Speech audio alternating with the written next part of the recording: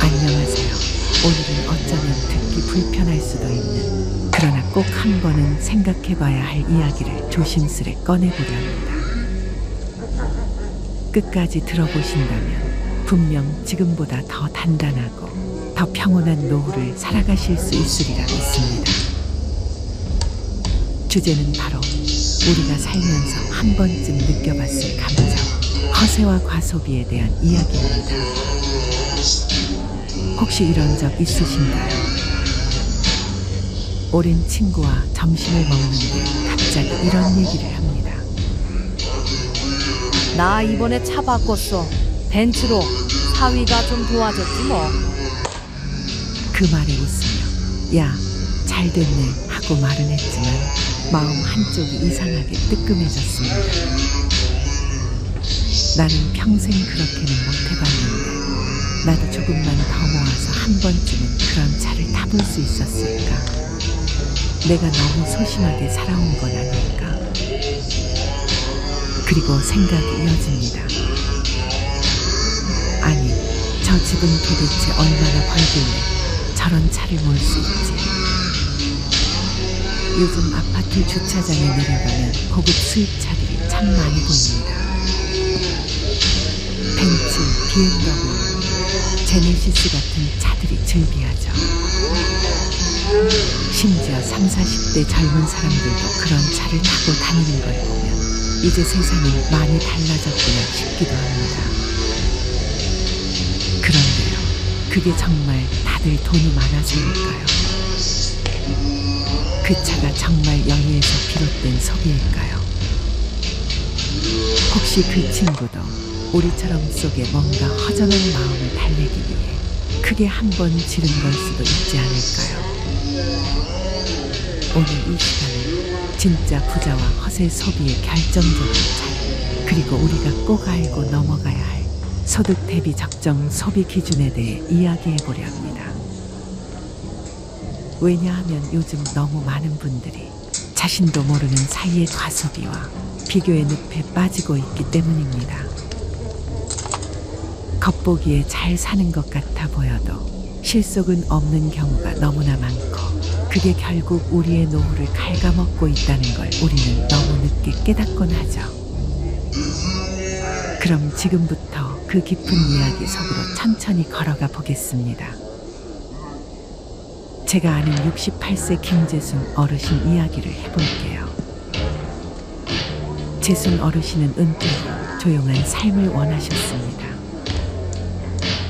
아내와 함께 주택에서 텃밭을 가꾸고 주말이면 손주들을 위해 간단한 반찬도 만들어 보내시는 그야말로 따뜻하고 소박한 노후를 살아가시는 분이셨죠.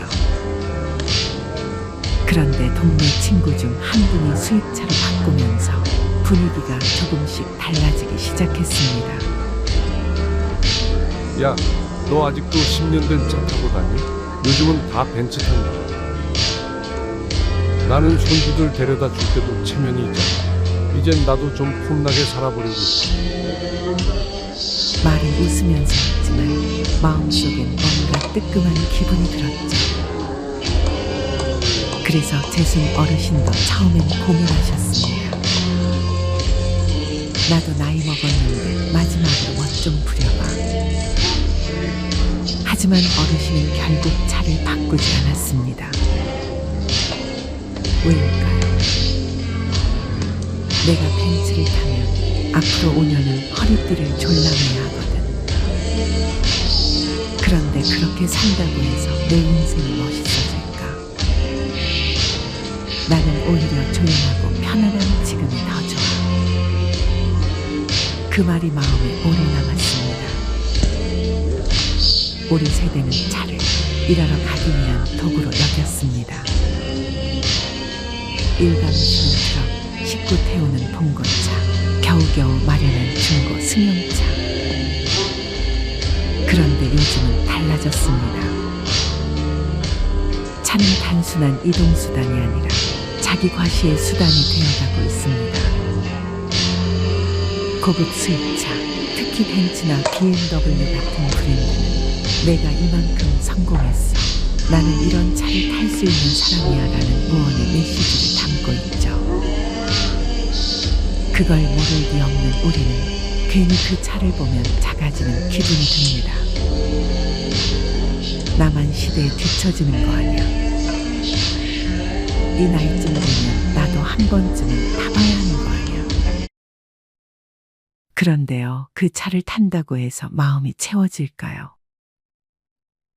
하버드 대학교 심리학 연구에 따르면 과소비는 감정의 보상 행동이라고 합니다. 쉽게 말해 일상이 행복하지 않은 사람들이 그 허전함을 소비로 메운다는 것이죠. 우리도 그런 경험 있지 않나요? 삶이 무료하고 외롭고 허전할 때 괜히 홈쇼핑에서 필요도 없는 물건을 주문하거나 시장 가서 충동적으로 반찬을 사기도 합니다. 그게 누적되면 점점 큰 소비로 이어집니다.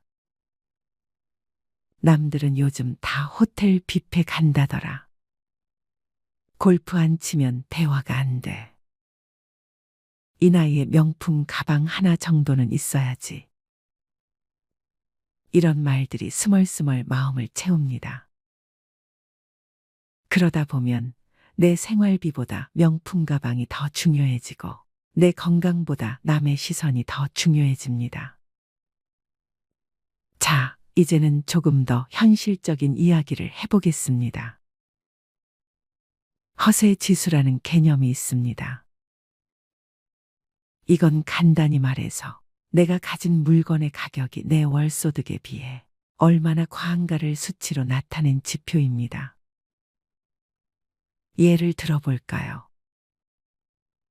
월 300만 원 버시는 분이 3천만 원짜리 차를 몰면 허세 지수는 10입니다.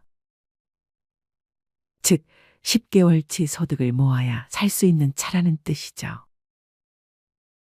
그런데 만약 6천만 원짜리 차를 타고 있다면요. 허세 지수는 20입니다. 20개월, 거의 2년 가까이의 소득을 몽땅 모아야 겨우 살 수 있는 차인 거죠. 문제는 이 차가 대출로 샀다는 겁니다. 즉, 허세 지수는 더 높아진다는 거죠. 게다가 매달 보험료, 주유비, 세금, 주차비, 세차비, 수리비까지 들어간다면 그 부담은 상상을 초월합니다. 이제는 인생 후반전입니다. 젊을 땐 허세 부릴 여력이라도 있었지만 지금은 병원비, 자녀 문제, 노후 생활비가 더 중요해진 시기죠. 내가 65세 이상이고 매달 일정한 연금이 들어오며 큰 병 없이 평온히 지낸다. 이것만큼 든든한 노후가 어디 있겠습니까? 그런데 그런 삶을 포기하면서까지 남 눈치 보며 과한 소비를 한다면 그건 진짜 후회가 남을 선택입니다. 우리는 비교하며 살아왔습니다. 옆집 아들보다 우리 아들이 공부 잘하면 흐뭇했고 친구보다 먼저 승진하면 뿌듯했죠. 하지만 그 비교는 은퇴 후에도 계속됩니다. 쟤는 손주들이 더 잘해준다더라. 쟤는 연금이 많대. 쟤는 며느리가 명절 음식 다 차린다던데. 그런데요, 남의 삶은 것만 보이는 겁니다. 수입차를 타는 친구가 사실 매달 적자일 수도 있습니다. 명품 가방을 든 며느리가 사실 카드값에 허덕일 수도 있죠. 남이 뭐라고 하든, 남이 뭘 입고 뭘 타든 그게 내 삶과 무슨 상관입니까? 이제는 있는 그대로의 나를 사랑해야 할 시기입니다. 내가 지금 건강하게 걷고 박하게 밥 먹고 가끔 손주들 웃는 얼굴만 봐도 그게 가장 큰 자산 아닐까요? 지금부터는 이 말을 꼭 기억하세요. 내가 선택한 소비는 내 삶을 더 평온하게 만들어야 한다. 불안하게 만드는 소비라면 그건 지혜로운 소비가 아닙니다. 차가 없어서 불편한 건 불편함일 뿐이지만 차를 무리하게 사서 밤잠을 설친다면 그건 소비가 아니라 고통입니다. 혹시 오늘도 친구가 자랑하는 이야기 때문에 마음이 흔들리셨다면 이 영상이 마음의 중심을 다시 잡는 기회가 되었으면 합니다. 허세는 무섭게 전염됩니다. 하지만 단단한 자기 기준은 더욱 강하게 전염될 수 있습니다. 이제 우리 세대가 허세가 아닌 지혜로 살아가는 모습을 자녀들에게 보여줄 차례입니다. 아이고, 관리비가 또 밀렸네요. 어르신, 이번 달엔 꼭 좀 부탁드려요.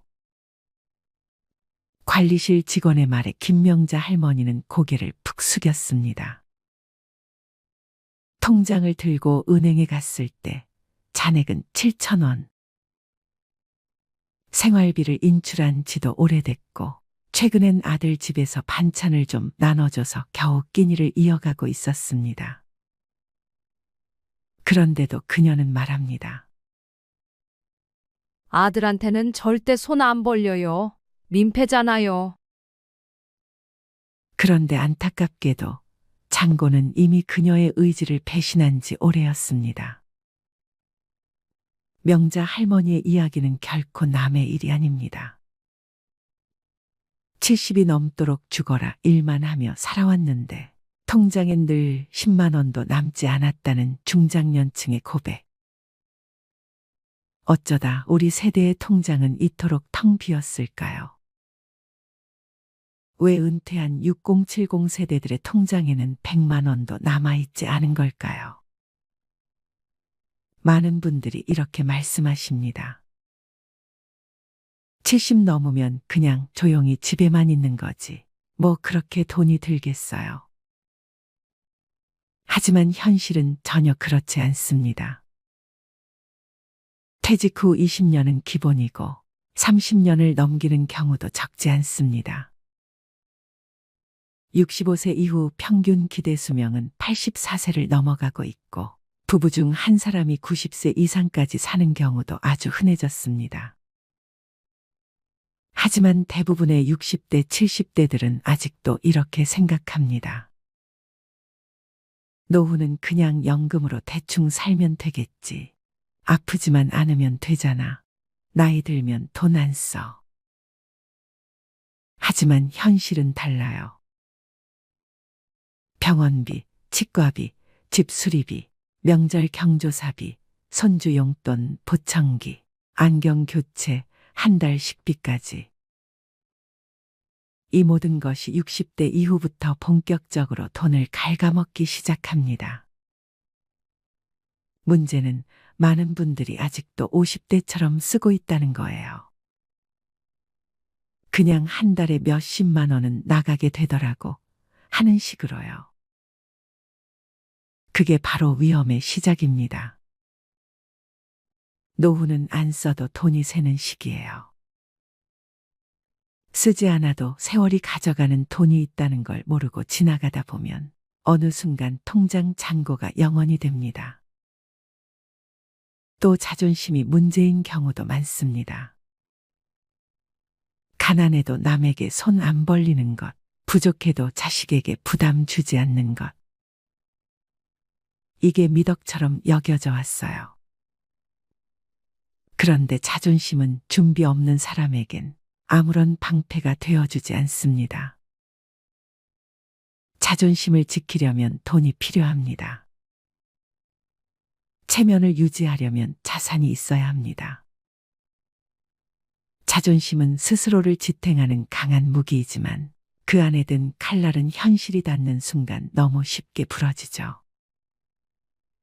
그러니 자존심이 강한 분일수록 더욱더 철저한 준비가 필요합니다. 그런데 놀랍게도 그런 분들이 나는 괜찮아 하며 대비를 등한시합니다. 결국 통장에 100만 원도 없는 채로 병원 앞에서 고개를 떨구게 되는 겁니다. 그리고 또 하나, 자식이 있으니까 괜찮다고 믿는 겁니다. 통장에 잔고가 없는 분들에게 이유를 물으면 종종 이렇게 대답하십니다. 나도 애들 키웠고 애들이 있으니까 그래도 어디 가서 굶기야 하겠어. 그런데 이 믿음은 현실을 외면한 환상입니다. 오늘날 30대, 40대 자녀들은 자신조차 감당이 어려운 세대를 살고 있어요. 물가 상승률, 집값, 교육비, 대출이자, 치솟는 보험료. 이들은 이미 삶에 쫓기고 있으며 부모까지 부양할 여력은 턱없이 부족합니다. 그럼에도 불구하고 여전히 많은 부모님들이 자식이 있으니까란 생각으로 저축을 미루고 부동산만 믿고 의료비 대비를 하지 않아요. 그리고 어느 날 자식의 차가운 한마디를 듣게 되죠. 엄마, 아빠, 저희도 솔직히 너무 힘들어요. 이때 깨닫게 됩니다. 아, 자식은 노후 대책이 아니었구나. 또, 돈이 없어서 못 모았어요. 라는 말을 참 많이 듣습니다. 물론 맞는 말이죠. 벌이가 적어서 저축 못했다는 분들 많습니다. 돈이 남아야 모으지요. 그런데 현실은 이렇습니다. 돈이 남아서 저축하는 게 아니라 저축을 하니까 남는 겁니다. 하루 1,000원, 한 달 3만 원. 이 금액을 무시해온 분들이 대부분이에요. 그깟 돈이 무슨 의미가 있겠어 하고 넘기다가 10년이 지나도 20년이 지나도 통장엔 여전히 0이 찍혀 있습니다. 반면 정말 소득이 적어도 매달 3만 원, 5만 원씩 꾸준히 모아온 분들은 그래도 급할 땐 꺼낼 게 있어서 다행이에요 라고 말하십니다. 문제는 금액이 아니라 습관입니다. 작은 돈을 소중히 여긴 사람은 언젠가 큰 돈도 제대로 다룰 수 있게 됩니다. 그리고 또 이런 말씀도 하세요. 그냥 아프지만 않으면 돼요. 하지만 노후의 가장 큰 지출은 바로 병원비입니다. 특히 치과, 안과, 정형외과는 보험이 잘 안 되거나 비용이 큽니다. 의외로 큰 돈이 드는 항목이 청력 저하, 백내장, 무릎 연골 수술, 틀니, 임플란트 그리고 각종 검진비입니다. 문제는 이런 항목은 대부분 계획되지 않은 지출이라는 겁니다. 통장에 100만 원도 없는 분들은 이런 의료비 앞에서 항상 무력해집니다. 아이고, 그거는 나중에 아프면 그때 생각해보지. 하지만 그때는 갑자기 오고 그때 돈이 없으면 삶의 질이 수직낙하합니다. 그런가 하면 삶의 낙이 없다고들 하십니다. 여가와 취미가 없다 보니 지출이 감정적으로 이루어지는 경우가 많습니다. 책을 사는 것도 걷기 좋은 운동화를 사는 것도 아깝다고 생각하면서 술자리에는 쉽게 지출하죠. 내가 이 나이에 친구라도 만나야지. 그러다 보니 남는 게 없습니다. 자기만의 여가나 취미가 없는 사람은 감정 소비를 반복하고 결국 빈 통장만 남깁니다. 또 이런 말도 있습니다. 나중에 모으려고 했지. 그런데 기억하셔야 합니다. 돈을 모으는 데에는 나중이 없습니다. 지금 시작하지 않으면 그 나중은 오지 않습니다. 통장에 100만 원도 없는 70세 어르신들이 공통적으로 하는 후회는 딱 하나입니다. 조금이라도 일찍 시작할 걸. 많은 분들이 이렇게 말씀하세요. 나 정말 검소하게 살았어요. 사치 같은 건 절대 안 했어요. 하지만 현실은 다릅니다. 작은 사치, 반복된 소비, 습관적 지출, 이 모든 것이 누적된 결과입니다. 매일 마시는 5,000원짜리 커피, 정기 배송 구독 서비스, 다 못 쓰는 건강식품, 자식과의 식사 후 결제 습관. 이런 습관적 소비는 눈에 보이지 않기에 더 무섭습니다. 누구보다 검소하다고 믿었던 사람들이 가장 위험한 지출을 하고 있는 경우가 많습니다. 돈보다 사람을 믿는다고요? 멋진 말입니다. 그런데 실천이 불가능합니다. 사람도 관계도 존엄도 결국 돈 위에 세워져야 지속될 수 있기 때문입니다. 돈이 없으면 선택지가 줄어들고 자존감이 흔들리며 좋은 것을 알아도 실천하지 못하게 됩니다. 그리고 마지막으로 이런 체념이 가장 무섭습니다.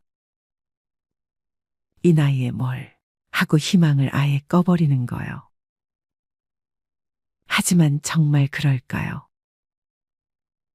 지금 이 영상을 보신다면 아직 늦지 않았습니다. 1만 원부터 시작하세요. 매일 가계부를 써보세요. 하루에 커피 한 잔 안 마시고 저축하세요. 당장 1년 뒤 당신의 통장은 달라질 수 있습니다. 70세에도 인생은 다시 시작할 수 있습니다. 통장 잔고가 0원이어도 오늘부터 진짜로 변화하고자 하는 의지가 있다면 그 인생은 마이너스에서 플러스로 향할 수 있습니다. 작은 돈을 무시하지 마세요. 주관 없는 소비를 경계하세요. 자식이 아닌 나의 힘으로 설 준비를 지금 하세요. 그리고 꼭 기억하세요. 돈이 없어서 불행한 게 아닙니다. 돈이 없는데도 바꾸려 하지 않을 때, 그때 진짜 불행이 시작됩니다. 박종수 할아버지는 은퇴 후 몇 년 동안은 어떻게든 자립하며 살아갔습니다. 하지만 투자 실패와 과도한 지출로 인해 점점 재정 상태가 악화되면서 그는 더 이상 혼자 힘으로 생활을 유지할 수 없었습니다. 어느 날 결국 그는 큰 결심을 하고 자식들에게 돈을 부탁하기로 합니다. 그날 오후 종수 할아버지는 가장 큰 아들인 영수의 집을 찾아갔습니다. 평소에도 자주 오가던 집이었지만 오늘은 발걸음이 무거웠습니다. 초인종을 누르자 영수가 문을 열어주었습니다. 아버지, 웬일이세요? 오랜만에 오셨네요. 종수 할아버지는 어색하게 웃으며 집 안으로 들어갔습니다. 따뜻한 차를 대접받으며 그는 몇 번이나 입을 때려다가 다시 다물었습니다. 결국 마음을 굳게 먹고 조심스럽게 말을 꺼냈습니다. 영수야, 아버지가 정말 미안한데 이번 달 생활비가 부족해서 좀 도와줄 수 있겠니? 영수는 순간 당황한 듯 멈칫했습니다. 그는 이미 가정의 생계를 위해 열심히 일하고 있었고 아이들의 교육비와 각종 생활비로 부담이 컸기 때문입니다. 그러나 아버지를 외면할 수는 없었습니다. 네, 아버지, 얼마나 필요하세요? 종수 할아버지는 잠시 머뭇거리다 조심스럽게 말했습니다. 한 50만 원 정도면 될 것 같구나. 급한 건 다 해결하고 나면 갚을 수 있을 거야. 영수는 깊은 한숨을 내쉬며 알겠습니다. 아버지, 제가 이번 달은 좀 빠듯하긴 한데 어떻게든 해볼게요. 라고 대답했습니다. 그날 밤 종수 할아버지는 집으로 돌아와 마음이 착잡했습니다. 자식에게 손을 벌린다는 것이 자존심에 큰 상처를 입혔고 자신이 얼마나 비참한 처지에 놓여 있는지를 실감했습니다. 그는 눈물로 젖은 베개를 끌어안고 잠을 이루지 못했습니다. 며칠 후 딸 영희에게도 같은 부탁을 해야만 했습니다. 그는 딸의 집에 방문하여 손녀와 함께 시간을 보내다가 어렵게 입을 열었습니다. 영희야, 아빠가 정말 미안한데 생활비가 좀 부족해서 말이다. 내가 조금 도와줄 수 있을까? 영희는 놀란 표정을 감추지 못했습니다. 아빠, 무슨 일이세요? 요즘 많이 힘드신가 봐요. 그녀는 아버지의 손을 잡고 걱정스러운 눈빛으로 물었습니다. 그래, 영희야. 아빠가 좀 어려운 상황에 놓였다. 이번 달만 좀 도와주면 안 될까? 영희는 눈물을 참으며 물론이에요, 아빠. 제가 어떻게든 마련해 볼게요. 라고 말했습니다. 종수 할아버지는 자식들의 얼굴을 보며 더욱 마음이 무거워졌습니다.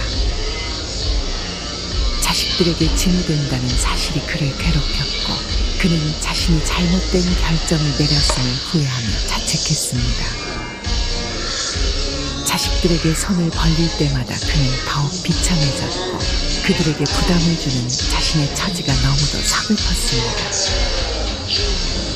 이렇게 박종수 할아버지는 말년에 자식들에게 돈을 부탁하며 비참한 나날을 보냈고 자식들은 그런 아버지 때문에 힘들어했습니다. 그는 자식들에게 미안함과 고마움을 동시에 느끼며 자신의 실수로 인해 가족 모두가 고통받고 있다는 사실에 깊은 후회를 했습니다. 종수 할아버지는 자식들에게 손을 벌린 이후 자신의 과거를 돌아보며 많은 후회를 하게 되었습니다. 그는 젊은 시절에 많은 잘못된 선택을 했다는 것을 깨달았습니다. 특히 몇 가지 지출은 그의 재정 상황을 악화시키는 큰 원인이었습니다. 첫째로, 종수 할아버지는 젊었을 때 친구들과의 술자리에 많은 돈을 썼습니다. 그는 술을 좋아했고 친구들과 어울리는 것을 즐겼습니다. 매주 금요일 저녁마다 그는 친구들과 함께 술집에 가서 밤늦게까지 술을 마셨습니다. 그때는 재미있고 즐거운 시간이었지만 그렇게 쓴 돈이 한 해를 넘어가며 상당한 금액이 되었음을 나중에야 깨달았습니다. 그는 그 돈을 저축하거나 투자했다면 지금과는 다른 상황이었을 것이라고 후회했습니다. 둘째로, 종수 할아버지는 무리한 모임과 회식에 큰 돈을 썼습니다. 회사에서 중요한 자리나 회식이 있을 때마다 그는 자신이 적극적으로 나서서 계산을 하곤 했습니다. 후배들과 동료들에게 좋은 인상을 주고 싶어 했기 때문입니다. 그는 자신의 지갑을 열며 후배들에게 인심을 베푸는 것이 당연하다고 생각했지만 그로 인해 쌓인 비용은 그의 재정에 큰 부담이 되었습니다. 셋째로, 종수 할아버지는 가족 여행에 많은 돈을 썼습니다. 그는 가족들과의 추억을 만드는 것이 중요하다고 생각해 자주 여행을 떠났습니다. 해외여행도 여러 번 다녀왔고 국내에서도 좋은 숙소와 맛있는 음식을 즐기기 위해 아낌없이 돈을 썼습니다. 물론 가족들과의 추억은 소중하지만 그로 인해 재정적 여유가 사라진 것을 후회했습니다. 넷째로, 그는 고급 소비품에 많은 돈을 썼습니다. 명품 가방, 고급 시계, 최신 전자기기 등을 사면서 그는 일시적인 만족감을 느꼈지만 나중에 그것들이 자신의 삶에 얼마나 큰 영향을 미쳤는지 깨닫게 되었습니다. 특히 명품 소비는 주변 사람들에게 자신을 과시하기 위한 것이었지만 그로 인해 큰 금액이 낭비되었습니다. 마지막으로 종수 할아버지는 자식들에게 과도한 지원을 했습니다. 자식들이 결혼할 때, 집을 장만할 때, 심지어 손자들의 교육비까지 그는 아낌없이 지원했습니다. 자식들을 도와주는 것이 부모의 당연한 역할이라고 생각했지만 그로 인해 자신의 노후 자금을 마련하지 못했다는 것을 후회했습니다. 이렇게 종수 할아버지는 자신의 과거를 돌아보며 많은 후회를 했습니다. 그는 자식들에게 부담을 주지 않기 위해 신중하게 재정 관리를 했어야 했다는 것을 깨달았습니다. 나이 들수록 돈은 줄고 소비는 줄여야 한다는 말, 머리로는 알면서도 정작 카드 명세서를 보면 한숨부터 나오는 분들이 많습니다. 나는 그렇게까지 안 썼는데, 별거 안 했는데 왜 이렇게 빠져나갔지?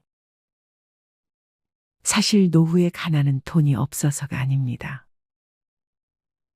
무의식 중에 반복하고 있는 소비 패턴이 당신의 노후를 잠식하고 있는 겁니다.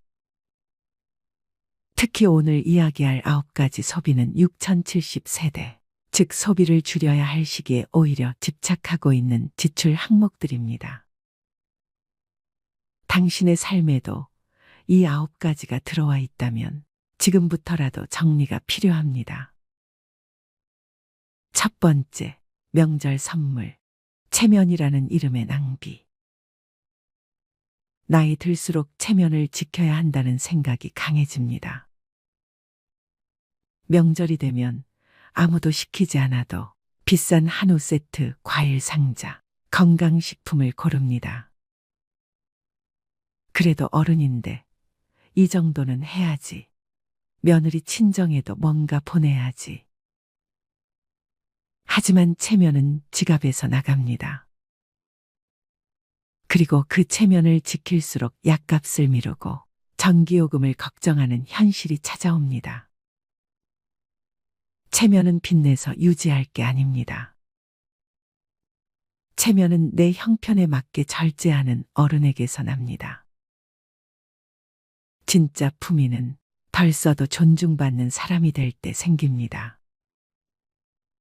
두 번째, 여행, 탈출인가, 회복인가. 이 나이에 언제 또 가보겠어. 이 말 한마디에 항공권을 결제하고 내 인생인데 한 번쯤은 하며 여행 패키지를 끊습니다. 하지만 여행은 갔다 오면 끝입니다. 추억은 남을지 몰라도 카드값은 더 오래 남습니다. 게다가 여행은 습관이 되면 중독됩니다. 또 가야겠다. 안 가면 허전해. 문제는 여행이 회복이 아닌 회피가 되는 순간부터 노후는 무너지기 시작한다는 점입니다. 지속 가능한 삶은 감정이 가라앉은 상태에서 가도 되는 타이밍에 가는 여행이어야 합니다. 세 번째, 옷. 과거의 멋이 현재의 짐이 될 때. 나도 이 정도는 입어야지. 할머니라고 아무 옷이나 입나. 나이 들어도 멋지고 싶은 마음 당연합니다. 하지만 옷장이 가득 차 있고 입는 옷은 늘 똑같은데도 또 다시 신상을 고르고 있다면 그건 멋이 아니라 불안을 지우기 위한 소비일 수 있습니다. 노년의 멋은 비싼 옷이 아니라 단정함에서 시작됩니다. 꾸준히 다림질된 셔츠, 잘 맞는 슬랙스, 깔끔한 운동화. 그것이면 됩니다. 진짜 품위는 옷에서 나오는 게 아니라 자기 삶에 책임지는 태도에서 나옵니다. 네 번째, 커피. 하루 한 잔은 괜찮을까? 퇴직 후 할 일 없는 하루의 시작은 늘 커피 한 잔으로 열립니다. 집에 커피 믹스가 있어도 굳이 테이크아웃 한 잔을 사야 하루가 시작된 것 같은 기분이 듭니다. 하루 4,000원. 한 달이면 12만 원. 1년이면 144만 원입니다. 그거 아껴서 얼마나 모으겠어? 그렇게 말하는 순간 매달 반복되는 작은 구멍이 노후 재정을 서서히 잠식합니다. 여유는 커피로 사는 것이 아니라 관계와 일상 속에서 길러야 할 감정입니다. 돈 들여 위로받는 습관은 결국 더 큰 허기를 남깁니다. 5번째, 택시, 편함의 이름으로 무너지는 근력. 한 정거장 거리도 걷기 싫어집니다. 힘들잖아. 택시 타면 편하지. 그런데 이상하게 이 편함은 갈수록 더 많은 불편함을 부릅니다. 걷는 횟수가 줄어들수록 무릎은 더 약해지고 심장은 더 나빠집니다. 택시비는 그 자체로도 문제지만 움직이지 않는 대가로 찾아오는 병원비는 그보다 훨씬 비쌉니다. 노후의 편안함은 무조건적인 편리함이 아니라 내 몸이 스스로 움직일 수 있는 자유에 있습니다. 6번째, 손주를 위한 지출, 사랑이라는 착각. 손주가 온다 하면 마트부터 갑니다. 과자, 장난감, 옷, 용돈까지. 그래도 할머니인데 뭐라도 해줘야지.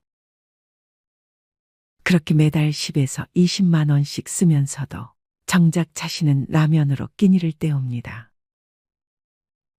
그런데 손주는 과자나 돈보단 할머니가 해준 이야기와 밥을 더 오래 기억합니다. 사랑은 사는 것이 아닙니다.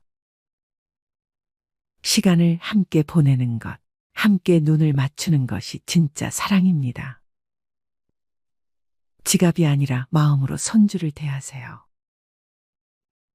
7번째, 경조사비, 관계라는 이름의 강요. 친구 아들 결혼이라는데 다들 10만 원 낸다더라.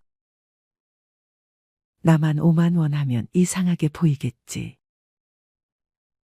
경조사비는 기준이 없습니다. 그래서 더 어렵습니다. 그러나 중요한 것은 당신의 형편과 마음입니다. 남들이 10만 원 낸다고 나도 무리해서 맞추다 보면 정작 당신 자녀의 결혼식엔 통장이 비어 있을 수 있습니다. 경조사비는 투자가 아닙니다. 돌려받지 못할 수도 있습니다. 그래서 더욱 신중하고 절제 있게 써야 할 지출입니다. 8번째, 건강식품. 건강은 사는 게 아니다. 이거 먹으면 혈압 내려간대요. 간에 좋다니까 한번 먹어보려고요. TV, 유튜브, 카톡, 곳곳에서 들려오는 기적의 약들. 하지만 정작 병원에서는 별 효과 없습니다 라는 말만 돌아옵니다. 건강은 한 알로 회복되는 것이 아니라 식사, 수면, 운동, 스트레스 관리라는 기본에서 회복됩니다. 믿음으로 삼킨 알약이 당신의 노후를 지켜주지 않습니다. 건강은 소비가 아니라 생활입니다. 9번째, 자동차. 탈 수 있는가, 감당할 수 있는가. 차가 있어야 어딜 가든 편하지. 이 나이에 버스 타기엔 좀.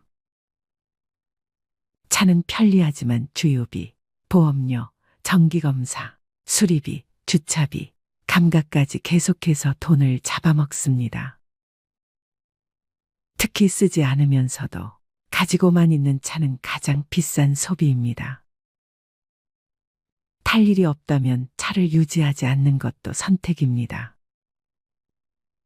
진짜 자유는 가지지 않아도 불안하지 않은 상태에서 생깁니다.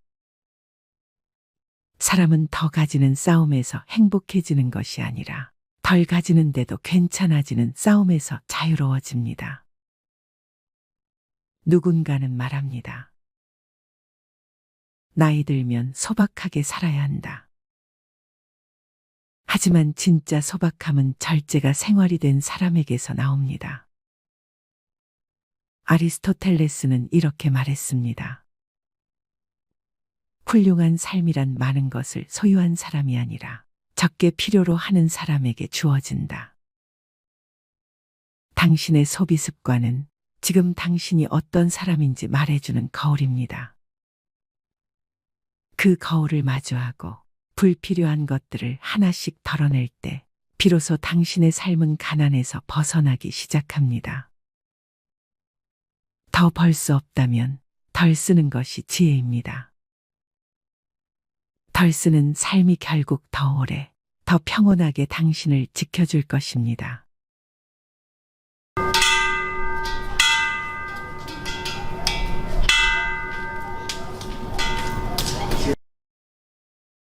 혹시 이런 생각 요즘 더 자주 하시나요? 돈을 쓰는 게 왜 이렇게 망설여지지? 나도 모르게 아끼는 게 습관이 되어버렸네. 지금 이걸 사도 되나? 나중에 더 필요해지면 어떡하지? 나이가 들수록 이상하게 지갑을 열기까지 걸리는 시간이 길어집니다. 젊을 때는 그냥 쓸 수 있었던 돈이 이제는 한 번, 아니 두 번, 세 번을 더 생각해야만 손이 움직입니다. 마치 마음속에서 누군가가 말리는 듯합니다. 참아, 아껴, 혹시 모르잖아. 그런데 말입니다. 지금의 당신 마음과 똑같은 고민을 하던 한 어르신이 이런 말을 남겼습니다. 아끼다가 아까워졌다.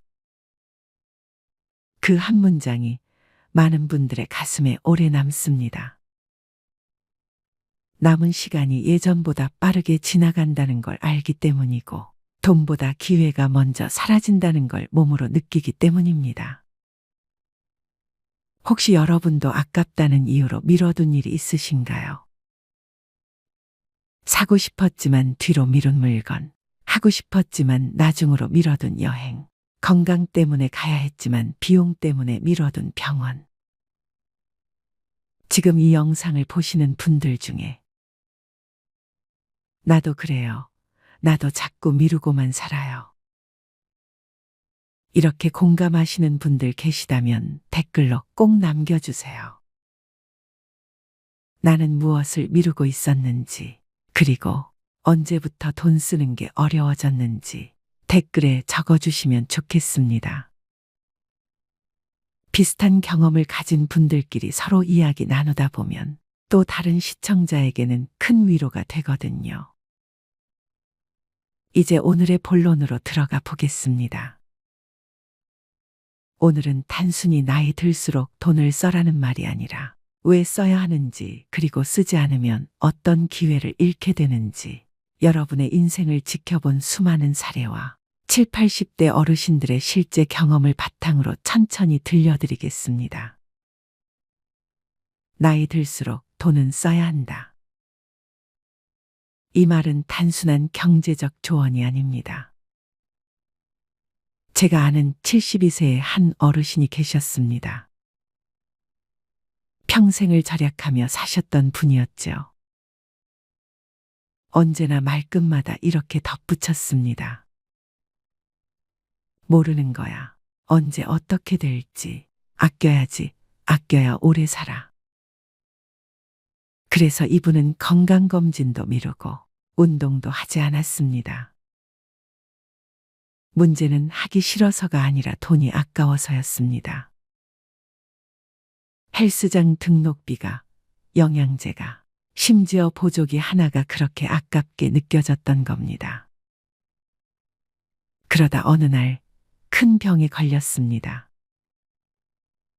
병원비는 상상보다 훨씬 큰 비용으로 돌아왔습니다. 의사 선생님이 덤덤하게 말했습니다. 어르신, 병원비가 비싼 게 아니라 예방비를 너무 아끼셨어요. 그 말을 듣고 그분은 깊은 한숨을 쉬었습니다. 그동안 아껴둔 돈이 많았지만 정작 필요한 곳에 쓰지 못한 시간이 너무 아깝다고 말했습니다. 살면서 돈을 모으는 데는 이유가 있죠. 하지만 나이 들어 필요한 순간 그 돈을 몸에 쓰지 못한다면 그 돈은 결국 숫자일 뿐입니다. 노년의 돈은 건강을 지키기 위해 써야 합니다. 쓸 때 써야 내 몸이 늙지 않고 돈을 아끼다가 결국 몸을 잃는 순간 그때는 이미 늦어버린 경우가 너무 많습니다. 두 번째, 외로움을 지우는 가장 현실적인 방법.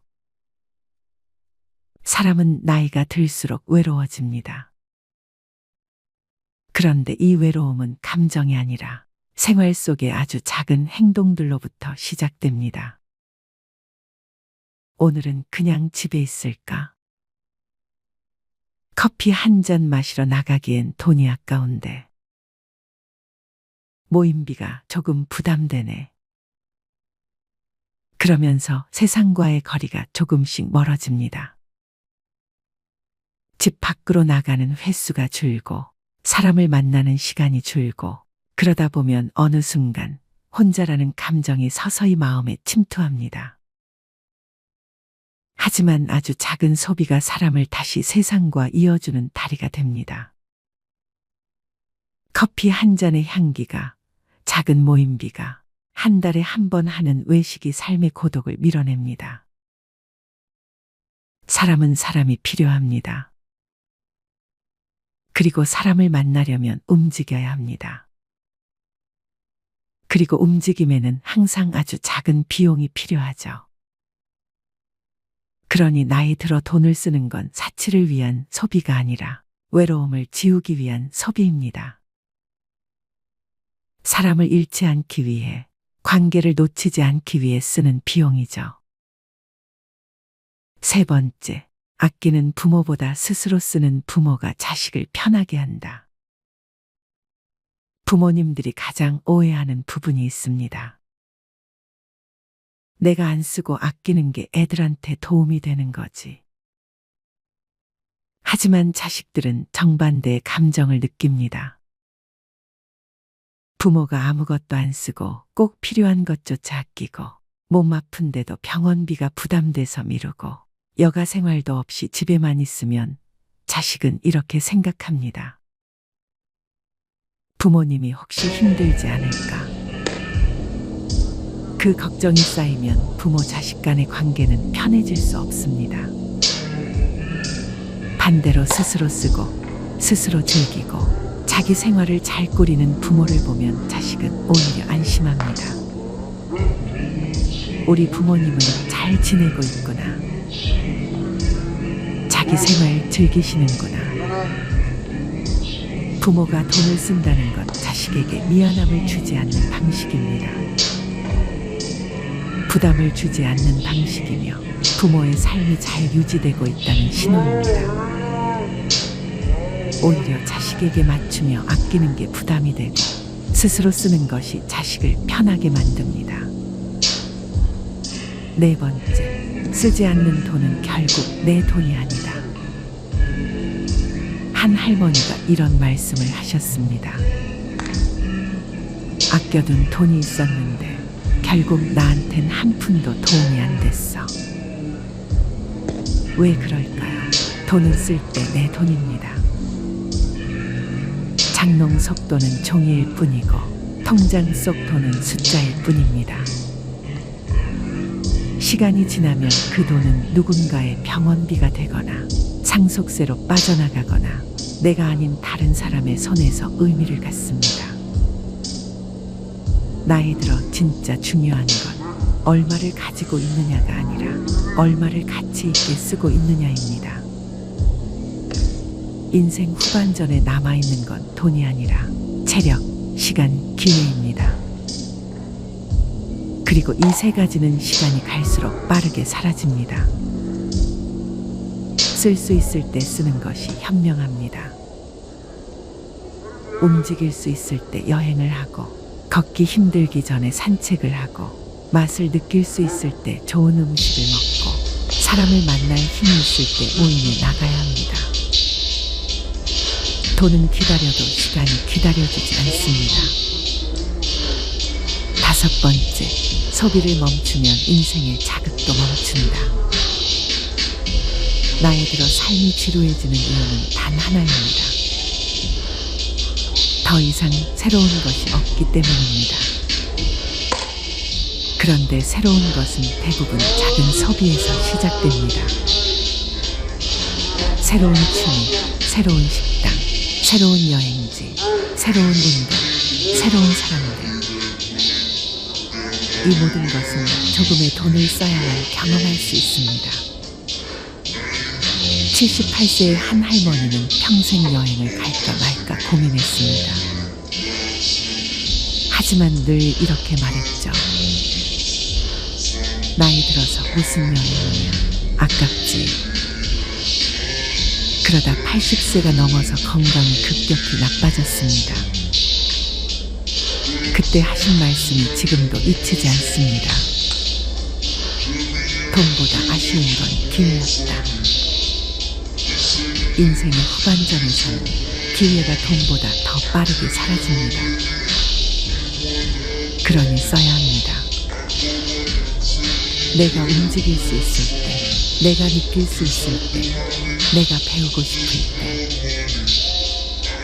소비는 단순히 지출이 아닙니다.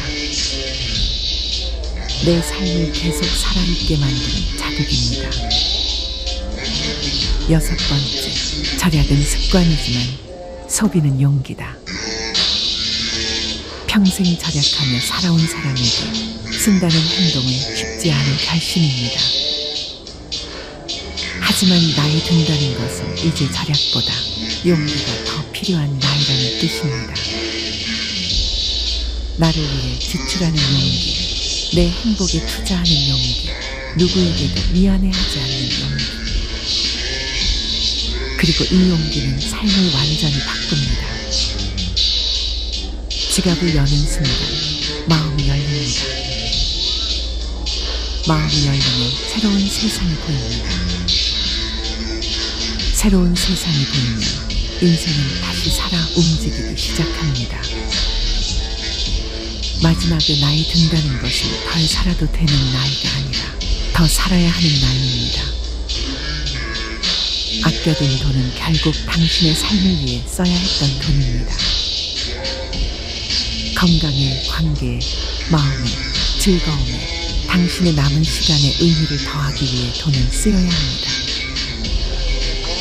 나이 들수록 돈을 써야 하는 이유는 단순합니다. 그 돈을 쓸 수 있는 시간이 점점 줄어들기 때문입니다. 사람들은 요즘 70대 어르신들을 보면 말합니다. 아니, 전에는 해외여행도 잘 다니고 밥도 사주고 선물도 하고 그랬는데 요즘은 왜 이렇게 소비를 안 하시지? 하지만 가까이 들여다보면 이 변화는 단순한 절약이나 습관의 문제가 아닙니다. 그 안은 나이 드는 과정에서 생겨난 깊은 심리 변화, 경제 구조의 변화, 사회적 외로움, 그리고 노후 불안이 서로 얽혀 있습니다. 이 이야기를 들려드리기 위해 먼저 한 사례로 시작해 보겠습니다. 경기도 광명에 사는 72세 김노인님은 예전엔 친구들과 곱창도 먹고 해외여행도 다녀오고 손주에게 장난감도 잘 사주던 분입니다. 하지만 최근 1년 동안 사용한 금액을 보면 월 평균 38만 원.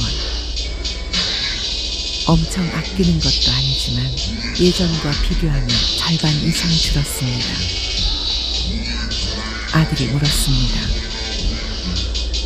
아버지, 왜 요즘은 돈을 안 쓰세요? 그때 아버지가 답한 한마디는 많은 70대의 마음을 그대로 대변합니다. 앞으로 뭐가 더 필요하게 될지 모르겠다. 이 말에는 3가지 심리가 숨어 있습니다. 첫 번째 이유, 예상치 못한 지출이 너무 많습니다. 70대가 되면 가장 무서운 것이 예상치 못한 지출입니다. 병원에서 한두 번 검사 받다 보면 금세 수십만 원, 치과 치료라도 시작되면 수백만 원이 훌쩍 넘어갑니다. 이번 달도 병원비가 40만 원이야. 이러다 한 번 크게 아프면 수백, 수천이겠지. 이 불안은 지갑을 닫게 만드는 데 충분합니다. 또한 경조사비는 계속 나오는데 소득은 없습니다. 조금만 다녀도 5만 원, 10만 원. 70대가 되면 오히려 경조사비 지출은 더 늘지만 소득은 0원입니다. 그래서 어르신들은 말하지 않아도 스스로 알고 있습니다. 쓸 돈이 아니라 지켜야 하는 돈이다. 두 번째 이유, 경제가 너무 불안합니다. 70대는 평생을 살아오며 경제 위기를 여러 번 경험했습니다. 그 영향은 지금도 강하게 남아 있습니다. 금리, 물가, 전기료, 불안 요소가 너무 많습니다. 물가는 오르고 고정 지출은 커졌는데 연금은 그대로입니다. 게다가 뉴스에서는 매일 이야기합니다. 노인 빈곤율 세계 1위, 연금 고갈 예상 시점 단축. 이런 소리를 하루 종일 들으면 오늘 5,000원 쓰는 것도 불안해지는 게 당연합니다. 세 번째 이유, 70대는 이제 사고 싶은 게 없습니다. 많은 사람이 오해합니다. 70대가 소비를 줄인 이유는 못 사는 게 아니라 사고 싶은 게 사라진 것과도 관련이 있습니다. 나이 들수록 물건보다 안정이 더 소중해집니다. 젊을 때는 옷, 가방, 차, 여행, 소비가 즐거움이었지만 70대가 되면 즐거움의 기준이 바뀝니다. 아프지 않은 하루가 최고지. 편히 잘 자고 편히 걸으면 됐지. 복잡한 건 귀찮다. 새 휴대폰보다, 새 차보다 이제는 편안함과 안정이 우선이 됩니다. 네 번째, 이제 소비가 행복을 주지 않습니다. 이 부분이 핵심입니다. 많은 70대가 무기력감과 외로움을 경험합니다. 70대가 되면 친구들이 하나둘씩 멀어지고 사람을 만나는 빈도도 줄어듭니다. 옷을 사도 입고 갈 데가 없어. 밥을 사도 같이 먹을 사람이 없어. 집에 혼자 있는데 뭐가 필요해. 결국 소비의 이유가 사라집니다. 소비는 동행이 있어야 가치가 생기는데 이제 그 동행이 없습니다. 다섯 번째 이유, 부모로서의 책임감이 아직 끝나지 않았습니다. 70대는 자식이 40, 50대입니다. 이때가 가장 돈이 많이 들 때이기도 합니다. 대출 상환, 자녀 직장 문제, 주택 문제, 손주 학원비. 부모는 자식이 아무리 커도 어린애처럼 느껴지곤 합니다. 그래서 어르신들은 이렇게 말합니다. 내가 쓰면 사치고 자식에게 쓰면 투자다. 부모가 돈을 아끼는 이유 중 하나는 여전히 자녀를 돕고 싶기 때문입니다. 그래서 본인에게는 소비를 줄입니다. 여섯 번째 이유, 노후가 생각보다 너무 깁니다. 70대가 되면 대부분 90세까지 살아야 하는 시대입니다. 즉, 앞으로 20년이 더 남았습니다. 70대가 이렇게 말합니다. 이 나이에 내가 무슨? 근데 또 생각해보면 꽤 오래 살 것 같아. 이 길어진 노후는 소비를 줄이는 가장 확실한 이유입니다. 불확실한 미래를 대비해야 하니까요.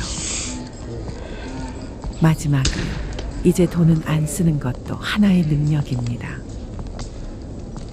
과거에는 돈을 잘 쓰는 사람이 멋있어 보였습니다. 하지만 70대는 이제 다르게 말합니다. 안 쓰고도 행복하면 되는 거지. 욕심을 내려놓으니 마음이 편하다. 돈을 안 쓰는 게 아니라 절제에서 오는 마음의 평화를 선택한 것입니다. 요즘 70대가 소비를 안 하는 이유는 단순하지 않습니다. 건강 불안, 경제 불안, 외로움, 소비의 목적 상실, 자녀 부담, 길어진 노후, 심리적 안정의 추구. 이 모든 것이 겹치면서 70대는 소비를 줄이는 것이 아니라 삶의 우선순위를 재정리하고 있는 것입니다. 마지막으로 좋은 글 하나 소개해 드리겠습니다. 이 글을 들으면서 여러분들이 살아온 인생을 한번 돌아보시길 바랍니다. 이젠 나 스스로를 사랑해야 한다. 우리는 이 세상에 올 때 혼자였다. 갈 때도 동반자가 있을 리가 없다. 사람으로 사는 것은 필경 외로운 일일 것이다. 고독을 즐기다가 새로운 인생을 만난 사람도 있고 오랜 동행의 종지부를 찍은 사람도 있다. 내 삶의 가치는 결코 타인에 의해, 타인이 만들어 놓은 상황에 의해 매겨지는 것이 아니다. 내가 나를 어떻게 바라보느냐, 내가 내 삶을 어떻게 살아가느냐에 따라 달라질 것이다. 우리는 다른 이들과 함께 있을 때 맡겨진 대역을 충실하게 연기한다. 늘 정해진 각본대로 따라하는 훈련이 자신의 진정한 모습을 잃어버리게 만든다. 당연히 스스로를 솔직하게 대면하지 못하는 사람이 생기기도 하고, 자기 자신을 평가하고 투자하는 데 철저히 인색했다. 혼자인 사람은 가장 자유로운 사람이다. 그러나 사람들은 자신의 배역에 익숙해져 있는 터라 이런 자유를 마주하게 되면 오히려 충격에 빠진다. 그래서 상당수의 사람들이 혼자라는 사실을 참을 수 없어 한다. 혼자는 곧 외로우며 공허하고 단정짓고 착각 속에 빠진다. 하지만 사람은 모두 자신의 길을 당당히 걸어가야 한다. 이젠 자식도 배우자도 일상의 삶에서 잠시 내려놓고 그들만큼이나 사랑한 열정을 오래 잊고 지냈던 나 자신과의 사랑을 위해 사용해 보기로 하자. 이젠 나 스스로를 사랑해야 한다. 내가 나를 사랑해주지 않으면 누가 날 나만큼 사랑해줄까? 최근에 혼자만의 시간을 누려본 기억이 있는가? 혼자서 여행을 가본 적이 있는가? 스스로 고독한 여행자가 되어보자. 한밤중 덜컹거리며 달리는 기차에 앉아 창밖으로 스쳐 지나가는 불빛을 바라보자. 고독은 생각을 풍성하게 키우고 그 차원을 높여준다. 많은 생각이 부담스러운가? 생각이 많은 것은 좋은 일이다. 그것을 조용히 음미할 때 우리의 영혼은 성장한다. 열심히 가정을 지키면서 살아온 나 자신을 마음껏 칭찬하자. 열심히 일하면서 지나온 내 삶을 한껏 사랑하자. 정성껏 마음 주고 걸음 좋은 내 이웃들을 중심으로 사랑하며 칭찬하자. 이젠 이만하면 쉴 자격 충분하니 더 이상 달려가지 못하더라도 달래고 추스릴 시간을 주자. 수고했다. 애썼다. 육신이 너덜너덜해질 만큼 약해진 나 자신에게 위로와 칭찬과 용기를 보내주자. 욕심부리고 때를 쓰고 푼 나 자신조차 따스하게 보듬으며 이해해주자. 잠시 거울 속에 내 얼굴을 정면으로 쳐다보자. 노화를 느낀 언젠가부터 자세히 보기 싫어진 내 얼굴이지만 오늘은 거울 속에 내 얼굴을 정면으로 뚫어져라 바라보자. 10년 전, 20년 전, 30년 전 사진의 내 얼굴을 생각하며 구석구석 찬찬히 현재의 내 모습을 바라보자. 저렇게 늙어가는구나. 나는 우울하고 안쓰러운 마음이 들 것이다. 그 얼굴에는 굴곡의 세월과 기쁨, 서러움의 시간이 묻어 있고 사랑과 이별과 망각의 시간들이 묻어 있다. 내 얼굴이지만 수많은 세월 동안 진지한 대화 한 번 없이 남의 물건처럼 방치해둔 내 모습이다. 언제 이렇게 수많은 주름살이 얼굴을 도배했을까? 언제 이렇게 떨어진 꽃잎의 색깔처럼 피부는 갈색 침전이 되었을까? 한때는 거울 속에 저 얼굴에도 신혼의 싱그러움이 있었다. 애들 초등학교 입학식 때 희망에 찬 젊은 부모의 기계가 있었을 것이다. 경제적 궁핍함에 힘든 세월 속에서도 꿋꿋이 웃음을 잃지 않던 얼굴이었고 애들의 교육 문제로 일희일비하던 극성스런 부모의 얼굴이었다. 갑자기 먼 길 떠나는 부모님과의 영원한 이별을 회한의 눈물로 보내드린 얼굴이었고 지금은 당시 부모님의 얼굴로 쓸쓸히 거울 속에 있다. 낯설게 변해버린 굳은 무표정의 얼굴에게 이젠 진정으로 좋은 표정을 선물해주자. 지난 세월 근심과 걱정 속에서 찌들어간 내 얼굴에게 앞으로는 웃음과 희망을 전해주고 더 이상 주름살은 남겨주지 않도록 노력하자. 열심히 살아온 내 얼굴에게 그동안 너무 고마웠다고 말해주자. 수십 년을 동고동락해준 내 얼굴에게 지구상에 오직 하나뿐인 내 얼굴에게 남은 시간은 우리들만을 위해 바치겠노라고 약속하자. 생각은 말이 되고 말은 행동이 되며 행동은 습관이 되고 습관은 삶의 변화를 준다. 어떤 생각을 하느냐에 따라 인생이 달라진다. 내가 나를 사랑하지 않으면 남들 또한 나를 사랑해주지 않을 것이다. 첫 번째, 내가 제일 좋아했던 취미 생활을 시작하자. 두 번째, 내가 진짜 가보고 싶은 여행지로 훌쩍 떠나자. 세 번째, 신발은 지금까지 신었던 가격보다 좀 비싼 걸로 투자하자. 네 번째, 마음을 터놓을 수 있는 친구에게 당장 전화해보자.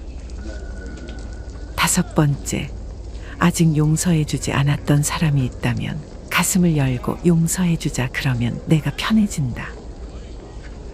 여섯 번째, 거리가 멀더라도 맛집으로 이름난 식당을 찾아 나 자신에게 음식 선물을 해주자. 일곱 번째, 매일 아침 눈을 뜨는 순간 나는 사랑받기 위해 태어난 사람이고 지금 이 순간이 가장 행복한 사람이라고 외치자. 이 글을 읽은 모든 사람이 과거에 어떻게 살았던 지금 당장부터 행복했으면 한다.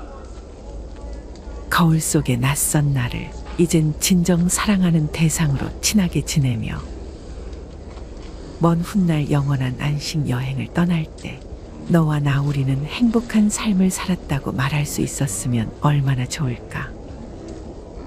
내가 먼저 내 얼굴을 사랑해라고 말하고 바로 행동을 했으면 합니다. 나를 업신여기지 말고 위대하고 또 위대한 소중하고 귀한 사람이 당신임을 잊지 말고 살았으면 합니다. 나는 지구상 하나뿐인 내 얼굴을 사랑합니다.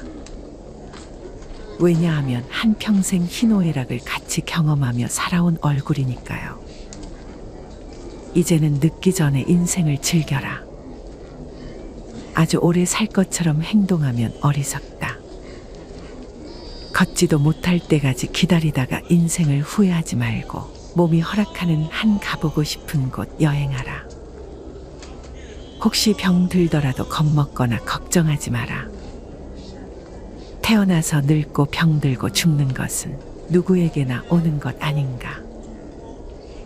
몸은 의사에게 맡기고 목숨은 하늘에 맡기고 마음은 스스로 책임져야 한다. 자식들이나 손자에 관한 일은 눈으로 보고 귀로 듣기만 하고 입은 꼭 다무셔라. 자신이 자신을 최고로 여기고 자신을 대접하며 살다가 생로병사에 순응하며 살자. 머물듯 가는 것이 세월인 것을